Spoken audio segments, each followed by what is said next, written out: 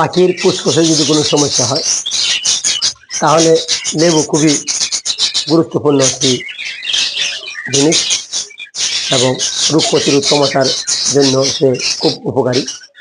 আপনার ফুসফুসে সমস্যার জন্য লেবু মিশ্রিত পানি ব্যবহার করলে আপনার ফুসফুসের সমস্যাগুলো সমাধান হয়। অনেকেই প্রশ্ন করতে পারে কীভাবে আমরা লেবু ব্যবহার করবো এবং কোন বয়সের পাখিকে খাওয়াবো এবং ছোটো বাচ্চা পাখিকে খাওয়ানো যাবে কিনা। হ্যাঁ, অবশ্যই খাওয়ানো যাবে। আপনাদের একটা কবুতর অথবা একটা ঘুঘু পাখিকে লেবু মিশ্রিত পানি খাওয়াবেন, আর সেই পাখিটি যখন তার খাবার খাওয়ার ফলে আপনার বাচ্চাটিকে খাওয়াবে, তখন বাচ্চাটিও তার পেটে থেকে খাবারটা যখন সে দিবে তখন সে বাচ্চাটিও রোগ প্রতিরোধ ক্ষমতা পাবে। তাই লেবুর ব্যবহার আপনার অনিবার্য, খুব প্রয়োজনীয়।